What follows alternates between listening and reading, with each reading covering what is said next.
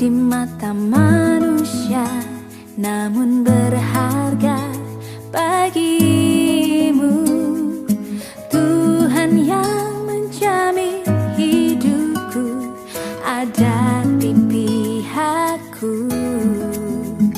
Ku tak akan pernah goyah, sebab aku lebih dari pemenang. Dengan imanku ku lihat nyata janji-janjimu. Oh, dengan imanku ku terima jawaban doaku. Dasar dari setiap harapanku hanyalah iman kepadamu. Dengan imanku kau perhitungkan hidupku.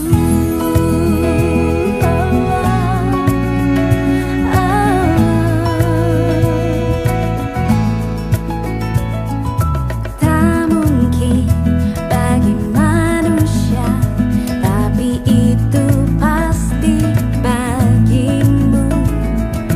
Tak layak di mata manusia, namun berharga bagimu. Tuhan yang menjamin hidupku ada di pihakku. Ku tak akan pernah goyah, sebab aku lebih dari pemenang.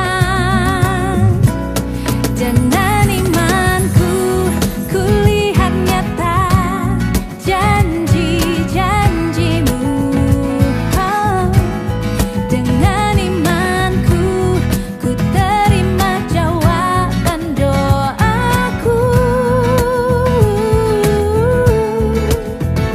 Dasar dari setiap harapanku hanyalah iman kepadamu.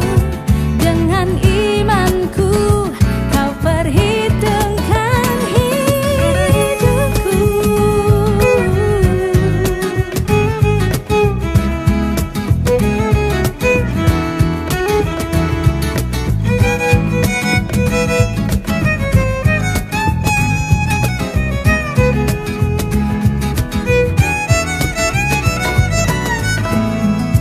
Temukan iman dalamku.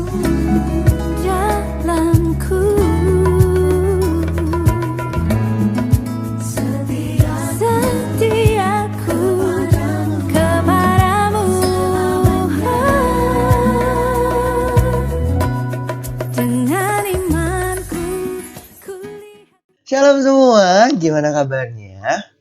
Semoga teman-teman semua dalam keadaan yang baik-baik saja. Dan mungkin kalau teman-teman yang sudah mulai beraktivitas di luar, aku pengen ingetin buat selalu taatin protokol kesehatan, oke?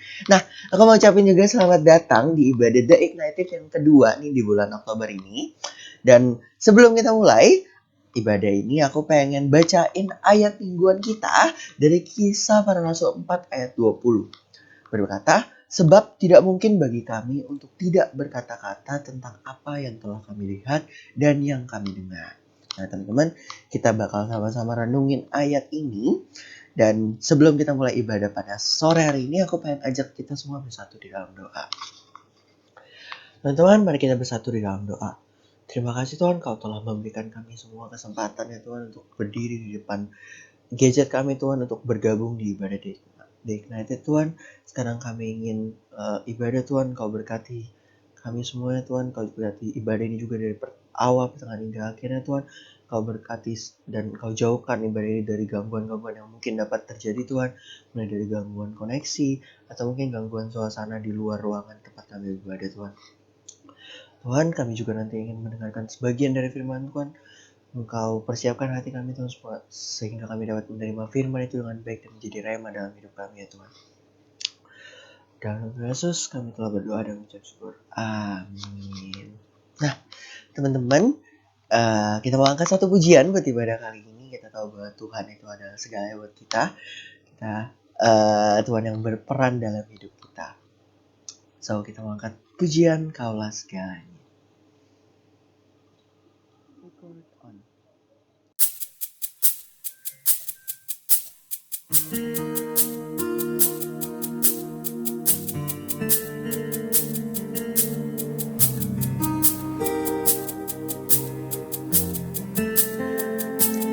Kau Bapa yang mengasihiku, kuasa-Mu memulihkanku, hati yang baru Kau berikan, untukku dapat melihat rencana-Mu indah bagiku, karena di setiap jalanku hatiku haus dan lapar akan Engkau. Kaulah segalanya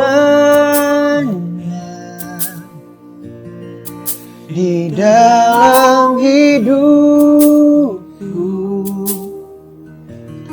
kerajaan-Mu, kebenaran-Mu itu bagianku. Kaulah yang ku pandang selama hidupku,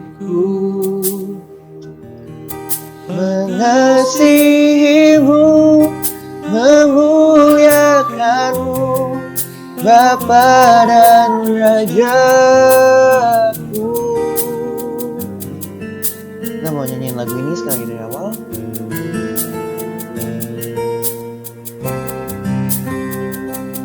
Kau Bapa yang mengasihi, kuasa-Mu memulihkanku, hati yang baru Kau berikan, untukku dapat melihat rencana-Mu indah bagiku. Kau ada di setiap jalanku, hatiku haus dan lapar akan Engkau. Kaulah segalanya di dalam hidupku, kerajaan-Mu, kebenaran-Mu itu bagianku. Kaulah yang ku pandang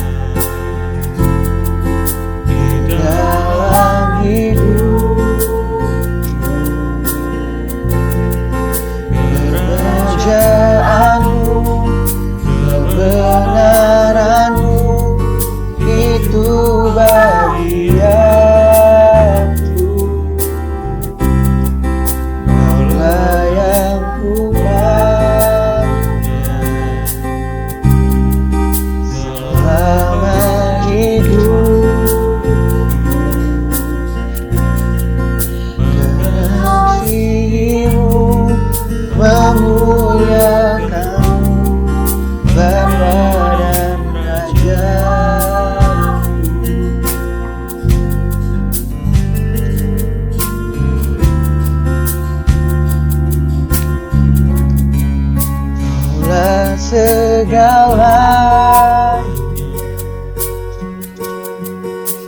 dalam hidup kerajaanmu, kebenaranmu itu bagianku. Kaulah yang ku pandang selama hidupku,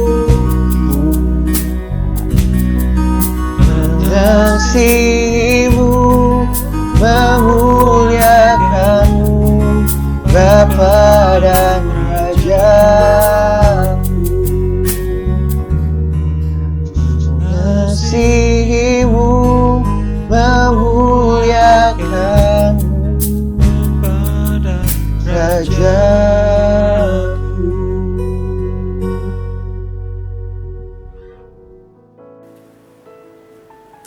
Shalom, apa kabar semua? Ya, saya berharap baik ya, walaupun saya nggak bisa mendengar langsung suara kalian untuk menjawab itu, tapi saya yakin dan percaya kita semua dalam keadaan baik. Amin? Amin. Oke, ya sebelum kita mendengarkan firman Tuhan pada sore hari ini, mari kita satu dalam doa. Terima kasih Bapa, terima kasih Yesus buat segala kebaikan-Mu dalam setiap hidup kami.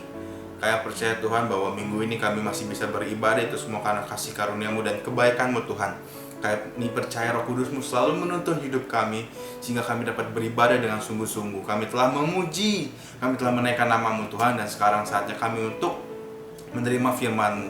Biarlah Tuhan, kami sudah menggemburkan tanah kami datang ke gereja sudah menyiapkan hati kami untuk mendengar firman-Mu.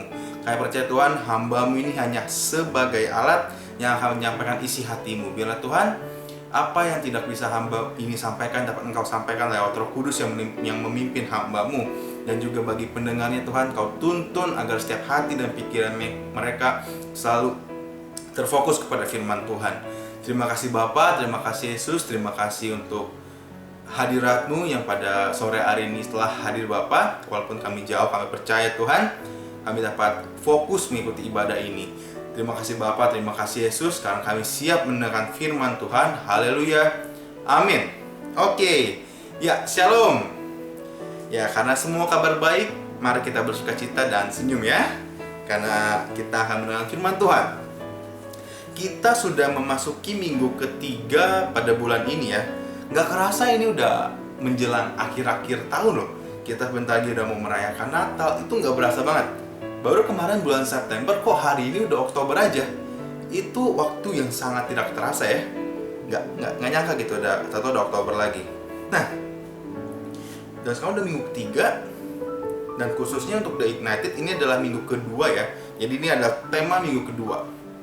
Nah, kalau kemarin, minggu lalu kita udah sama-sama mendengar firman Tuhan yang dibawa Kak Ernest tentang teladan bersaksi. Pada minggu ini saya diberikan tema tentang pentingnya bersaksi. Wah, ini menarik ya. Tema dengan dua kata yang singkat, yaitu pentingnya bersaksi. Nah, ini kan kalau misalnya kita balik perkataan, jadi mengapa bersaksi itu penting? Gitu kan? Pentingnya bersaksi. Oh iya penting, tapi kita harus tahu alasannya kenapa bersaksi itu penting. Nah, maka pada minggu ini, pada hari ini, saya akan menyampaikan lebih kepada kenapa sih kita harus bersaksi, gitu ya. Karena gini, bagaimana kita bisa mengerti bahwa bersaksi menginjil itu penting kalau kita nggak tahu alasannya kenapa kita harus bersaksi. Sampai sini paham ya? Jadi pada hari ini saya akan menyampaikan firman mengenai alasan kenapa kita harus bersaksi. Kemarin kita udah belajar tentang teladannya, dan hari ini kita akan belajar mengapa alasannya kita harus bersaksi, dan bersaksi itu penting. Oke? Ya, kita akan membaca suatu ayat yang diberikan untuk minggu ini, yaitu dalam Kisah Para Rasul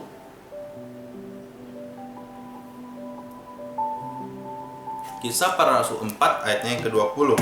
Oke, semuanya bisa buka kitabnya dan kita akan baca bersama-sama. Mungkin saudara-saudara dan teman-teman bisa membacanya di rumah ya, mengikuti tempo yang sama gitu kan. Oke, semuanya sudah buka Kisah Rasul 4? Sudah ya? Nah, sekarang kita akan membacakan bersama-sama pada ayatnya yang ke-20. Ini adalah ayat untuk tema minggu ini. Ya, Kisah Rasul 4 ayat 20, 1, 2, 3. Sebab tidak mungkin bagi kami untuk tidak berkata-kata tentang apa yang telah kami lihat dan yang telah kami dengar.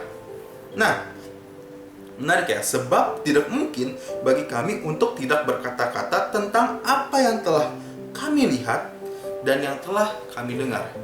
Nah, teman-teman The Ignited, apakah kalian tahu kisah tentang kisah para rasul 4 ini? Ya, saya yakin lah kalau kalian sering rajin baca Alkitab, pasti kalian tahu kisah ini mengenai Petrus dan Yohanes yang sedang diadili ya. Kalian tahu lah kisah ini. Ini kisah yang sering disampaikan juga sebenarnya. Nanti kalian bisa baca lah. Bahkan di perikop juga dijelasin kan Petrus dan Yohanes di hadapan mahkamah agama. Jadi di sini Petrus dan Yohanes itu sedang mengabarkan Injil sehingga 3.000 orang laki-laki percaya. Tapi di sini dikatakan bahwa ada orang imam-imam dan orang Saduki berpikir, wah ini nggak benar. Atas dasar apa dia mengajar bahwa Yesus itu telah bangkit dari mati, bangkit dari kubur? Ini sesat begitulah. Pada saat itu menganggap seperti itu. Lalu dipanggillah Petrus dan Yohanes disergap gitu ya, ditangkap. Lalu pada esok harinya dia diadili, memberikan kesaksian. Kenapa? Loh, kenapa kamu mengajarkan hal seperti ini? Buktinya apa? Nah, nanti teman-teman bisa baca satu perikop. Saya harap nanti kalian baca, karena ini ada 22 ayat dari ayat pertama sampai ayat 22. Kalau saya bacakan nanti akan terlalu lama ya. Jadi nanti kalian baca tentang kisahnya agar kalian bisa lebih dalam untuk mengerti tentang kisah Petrus dan Yohanes ini. Tapi saya akan menyampaikan secara singkat.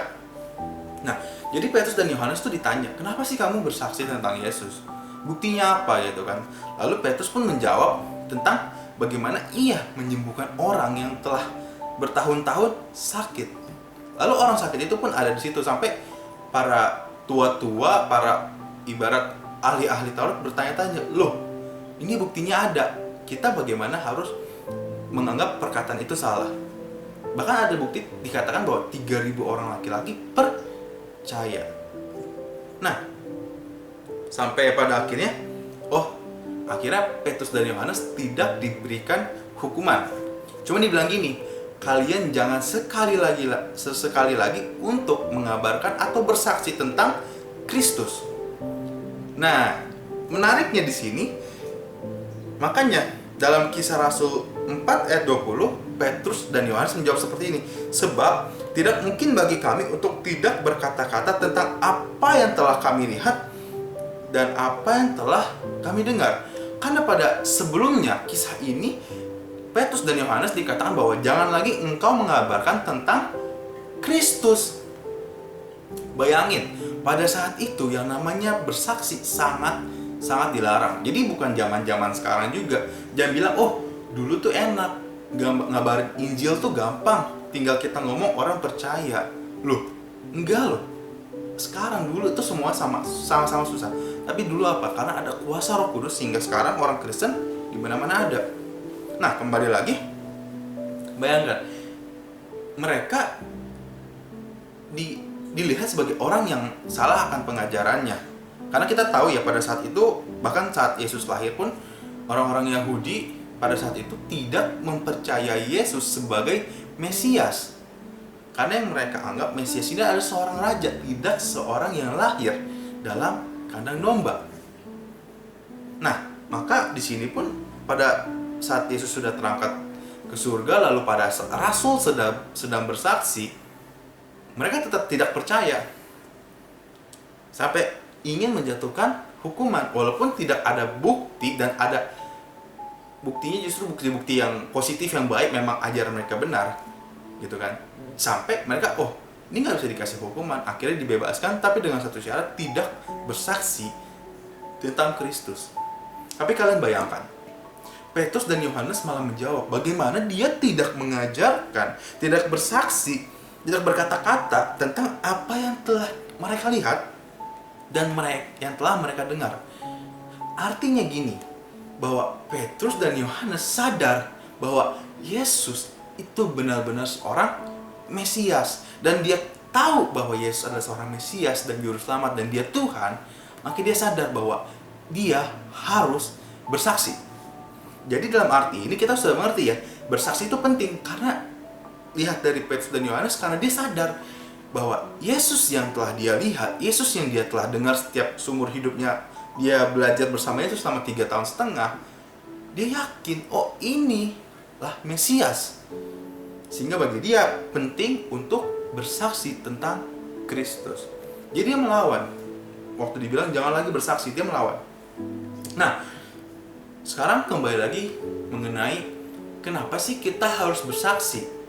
Dan saat kita sudah tahu, oh ini toh mengapa kita harus bersaksi, maka kita sadar bersaksi itu penting. Pertama-tama, kenapa sih kita harus bersaksi? Itu karena adalah perintah. Nah, kalau bersaksi adalah perintah, nggak asing di telinga kita ya. Pasti dalam pikiran kita, pasti kita akan menjawab, oh iya, itulah amanat agung. Coba saya tanya sama kalian, apakah kalian tahu ayat yang saya ingin sampaikan? Karena ini sangat umum ya, saat kita mendengar bahwa oh bersaksi adalah perintah Tuhan. Saya aja pas dikasih tema ini, pentingnya bersaksi, apa yang saya ingat pertama kali? Ayat ini. Ada yang tahu? Ya, betul. Siapa yang jawab? Matius 28 ayat yang ke 19 sampai 20. Ada yang hafal? Saya harap ada yang hafal ya, karena ini terkenal sebagai amanat agung. Oke, saya bacakan Matius 28 ayatnya yang ke 19 sampai 20. Karena itu pergilah, jadikan semua bangsa muridku, dan baptislah mereka dalam nama Bapa dan Anak dan Roh Kudus, dan ajarlah mereka melakukan segala sesuatu yang telah kuperintahkan kepadamu, dan ketahuilah, aku menyertai kamu senantiasa sampai kepada akhir zaman. Nah, di sini sudah sangat jelas dengan perintah yang Yesus katakan kepada para rasul atau pada murid-muridnya, bahwa pergilah, jadikan semua bangsa muridku. Enggak dibilang bahwa pergilah, jadikan seluruh bangsa Yehuda percaya padaku, jadikan mereka muridku. Enggak, tapi semua bangsa. Nah, kembali lagi ke masalah penting. Yang namanya perintah itu harus dilakukan. Dan kenapa ada perintah? Karena itu penting. Contohnya, kalau kalian yang sekolah dikasih tugas, diberikan perintah untuk menyelesaikan tugas itu, kira-kira kalian menyelesaikan tugas itu karena hanya kewajiban kalian, atau hanya supaya nggak dimarahin guru, cuman dapat nilai? Karena apa? Sebenarnya yang benar adalah karena kewajiban. Kita sebagai siswa atau mahasiswa mengerjakan tugas, itulah kewajiban kita, dan itu yang penting bagi kita, mendapatkan sebuah ilmu, kan gitu. Nah, di sini Yesus memberikan sebuah perintah kepada para murid karena itu menjadi kewajiban mereka, dan mereka sadar bahwa itu adalah suatu hal yang penting. Nah, jadi teman-teman, tema hari ini berhubungan dengan pembahasan Kearnas kemarin tentang teladan bersaksi. Kita nggak mungkin mau bersaksi, kita nggak mungkin berani bersaksi kalau nggak ada contohnya, ibarat ya, nggak ada si teladannya ini, nggak ada yang bisa jadi kita point of view-nya untuk melihat, oh ini loh, seperti ini loh, gitu kan. Nah, setelah kita udah melihat, tapi kalau kita nggak sadar ini penting, kita juga nggak akan bersaksi sampai kapanpun. Cuman, oh iya ya, tokoh Alkitab ini hebat loh dalam bersaksi. Cuman kayak gitu, sebagai pengertian. Tapi pada hari ini saya mau mengajak teman-teman The Ignited untuk sama-sama berani untuk bersaksi.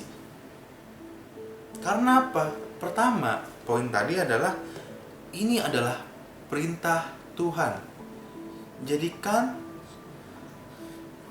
Pergilah dan jadikanlah seluruh bangsa muridnya, murid Yesus. Dan Bayangkan, kalian mendapat perintah dari guru, perintah dari orang tua, bahkan yang sudah kerja, perintah dari atasan kalian. Kalian nggak berani melakukannya. Kalau guru kasih perintah, kalian nggak lakuin, apa yang kalian dapat? Ya, hukuman ada, atau dapat nilai jelek, ya kan gitu. Terus kalau misalnya orang tua nyuruh kalian, terus kalian nggak mau lakukan, apa yang kalian dapatkan? Ya, hukuman atau ceramah gitu ya, diajarin kamu tuh nggak boleh gini, orang tua nyuruh apa ya ikutin gitu kan, orang tua menghormati orang tua kayak gitu. Lalu apa, bos kalian yang udah kerja, bos kalian bilang misalkan, Rio, tolong kamu selesaikan file-file ini, berkas-berkas ini hari ini juga karena saya butuh, dan saya nggak mengerjakannya pada saat itu. Apa yang saya terima? Hukuman. Bahkan lebih parah lagi apa? Dipecat gitu kan, nggak dapat pekerjaan lagi. Nah, ini bayangkan, Tuhan lebih daripada bos kalian, lebih daripada orang tua kalian, lebih daripada guru kalian, memberikan suatu perintah untuk bersaksi sampai ujung bumi. Apakah itu nggak penting? Oh, itu jelas penting. Lalu pertanyaannya, lah, bagaimana caranya kita bersaksi sampai kepada ujung bumi? Nah, perhatikan lagi bahwa Yesus berkata hal ini, perintah ini bukan hanya untuk satu orang, tapi untuk seluruh orang percaya. Kayak gitu. Nah, sini sama-sama kita paham bahwa hal yang pertama, mengapa bersaksi itu penting? Karena ini adalah perintah Yesus. Nah, poin yang kedua, mengapa sih penting untuk bersaksi? Karena yang kedua adalah kita adalah seorang imamat. Imamat apa sih? Imamat itu adalah sebuah jabatan terhadap seorang imam. Imam, kalian tahu ya, imam adalah seorang pemimpin ibadah. Pada saat perjanjian lama, mungkin saya akan memflashback sedikit untuk kita memahami bersama-sama. Imam itu memiliki tugas untuk memimpin suatu ibadah. Pada perjanjian lama, bangsa Israel itu nggak bisa sembarangan bertemu dengan Tuhan. Pasti kan sering belajar tentang ini, dan saya ingin mengingatkan lagi bahwa pada saat perjanjian lama, nggak semua orang bisa bertemu dengan Tuhan, dan hanya bisa lewat imam. Dan imamnya ini pun bukan imam biasa, imam besar. Bayangkan, imam besarnya di atasnya, yang harus memberikan suatu korban bakarannya itu langsung kepada Tuhan. Jadi nggak sembarang orang. Nah, lalu sekarang dikatakan dalam Petrus bahwa kita adalah imamat yang rajani. Nah, itu bisa kita temukan dalam 1 Petrus pasalnya yang kedua, ayatnya yang ke-9. Ini saya akan bacakan bersama-sama.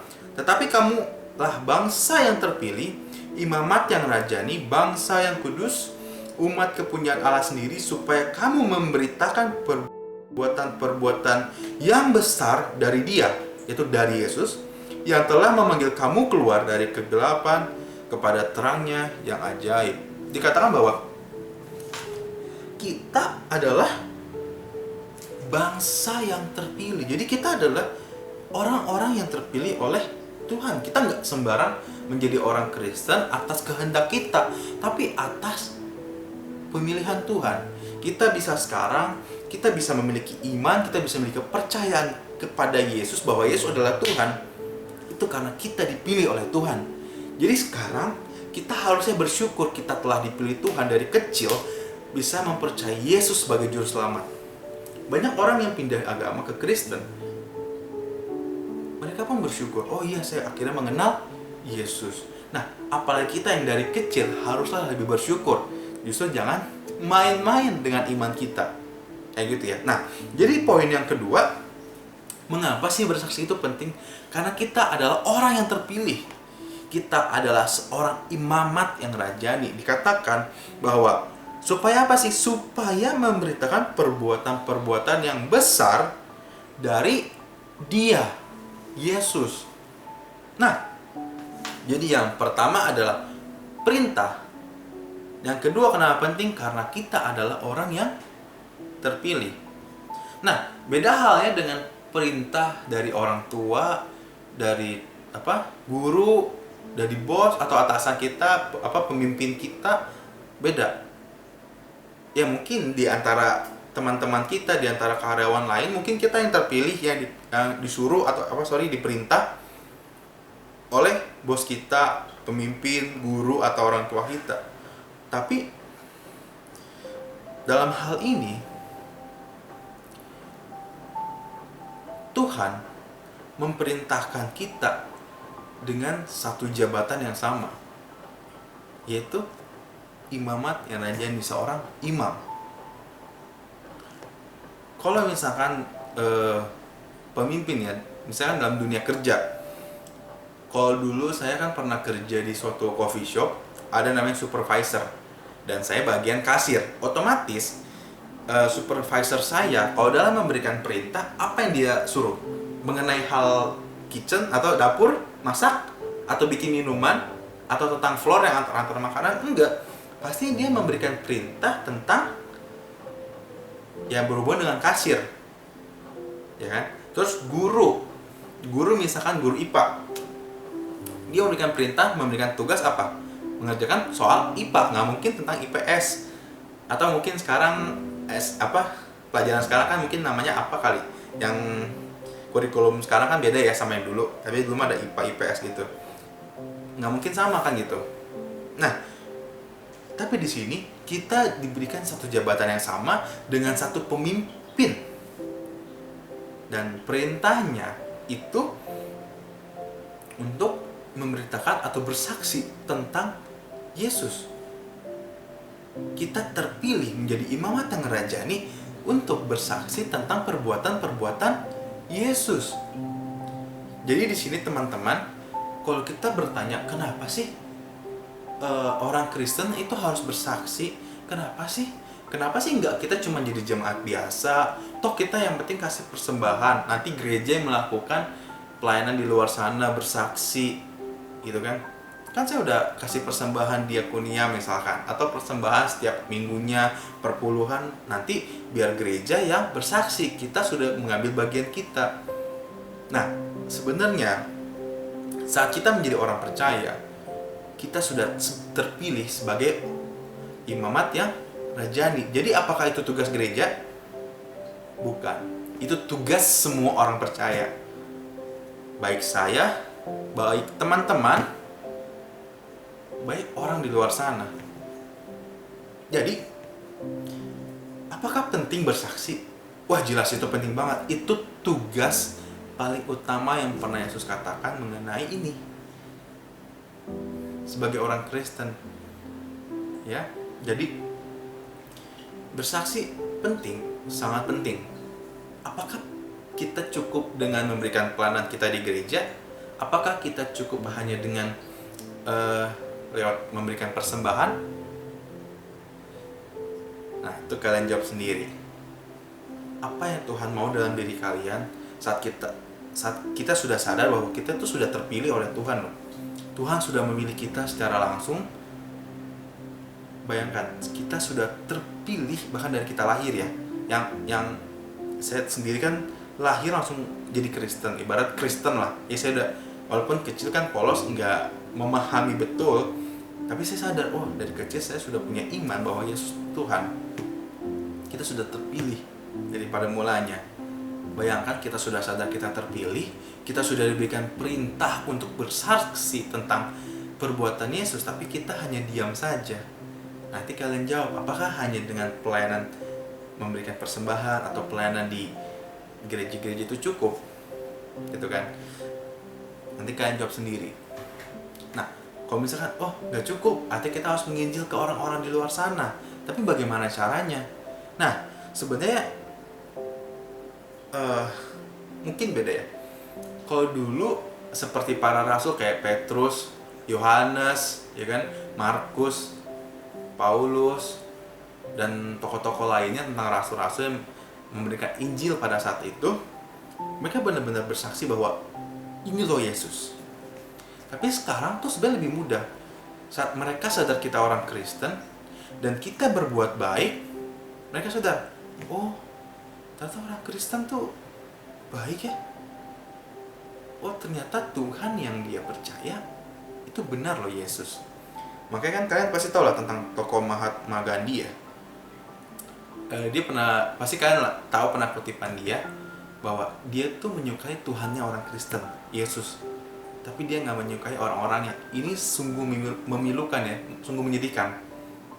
Bayangkan bahwa dia tuh sebenarnya udah percaya Yesus itu Tuhan, ibarat dia sudah menyukai Yesus ini, tapi melihat orang Kristen yang seperti itu, dia kayak gitu kan. Bayangkan, makanya teman-teman The Ignited, bersaksi mulailah dari hidupmu yang benar.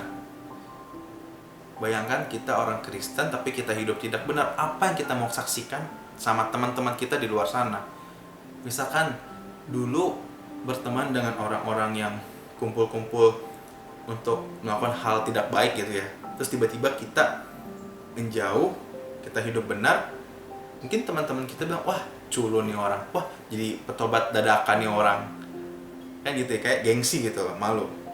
Tapi dulu pernah gitu sih, kayak jadi orang rohaniawan begitu ya, sombong nih orang gitu kan, aduh calon pendeta gitu kan. Tapi walaupun nggak semuanya, tapi mereka akan sadar, oh ternyata yang dia ambil tuh jalan yang benar. Apalagi melihat kehidupan kita yang berubah sekarang kayak gitu, yang dulunya misalkan malas-malasan terus berubah menjadi orang yang lebih baik. Oh dia melihat, oh ternyata ada hasil atau buah yang didapat kayak gitu. Jadi bersaksi itu penting. Lalu bagaimana caranya bersaksi, nanti kita lanjutkan di minggu-minggu atau pembicara selanjutnya, karena pada bulan ini kita membahas tentang bersaksi ya. Jadi teman-teman, penting bagi kita untuk menyadari hal ini. Setelah kita sudah tahu tentang seorang tokoh yang bisa kita teladani sebagai saksi, hari ini kita belajar pentingnya bersaksi. Martin Luther, seorang tokoh reformator yang terkenal ya. Kalian pasti tahu Martin Luther. Dia itu tokoh yang kalau nggak ada dia tuh nggak ada gereja Protestan yang sekarang kita tahu ya, Kristen gitu. Itulah karena Martin Luther. Dia bilang bahwa saat orang sudah mempercayai Kristus dalam hidupnya, dia adalah imamat, dia adalah imam. Artinya sekarang kita sudah percaya kan, artinya kita sekarang adalah imamat, dan tugasnya adalah apa? Jadi kalian tahu sendiri dalam 1 Petrus 2 ayat yang ke-9 ya, kalian bisa menjawab. Oke, sekian firman Tuhan pada minggu ini, pada sore hari ini. Sekiranya kita bisa merenungkan dan kita dapat melakukan dalam hidup hari-hari. Oke, jadi kalian ingat ya, yang pertama itu karena perintah, yang kedua karena kita terpilih. Oke, ya mari kita tutup dalam doa. Terima kasih Bapa, terima kasih Yesus, kami telah mendengar firman-Mu Tuhan. Kami tahu Tuhan bahwa hamba-Mu ini hanyalah manusia yang tidak sempurna. Apapun yang hamba-Mu sampaikan pun mungkin ada salah Tuhan, tapi biarlah Tuhan Roh Kudus-Mu selalu memimpin setiap hati kami, memimpin hamba-Mu ini Tuhan, agar semakin lebih baik lagi dalam menyampaikan firman-Mu sesuai keinginan hati-Mu Bapa.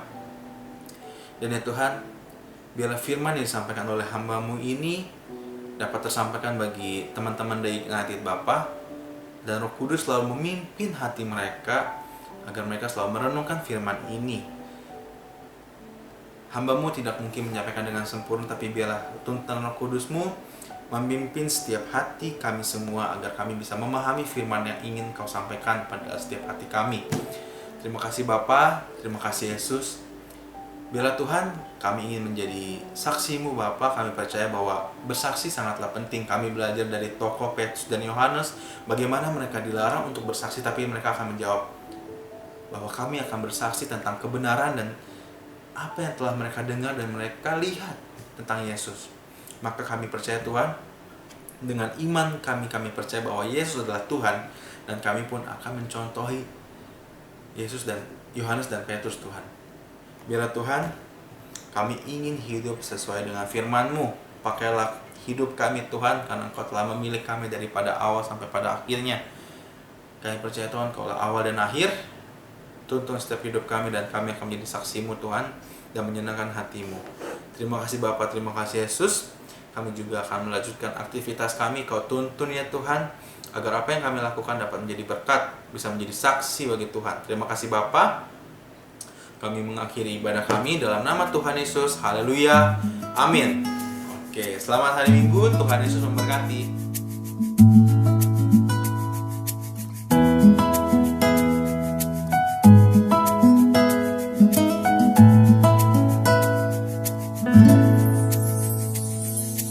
Tak mungkin bagi manusia, tapi itu pasti bagimu.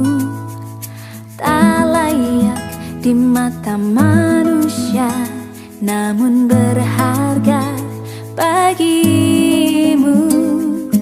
Tuhan yang menjamin hidupku ada di pihakku. Ku tak akan pernah goyah, sebab aku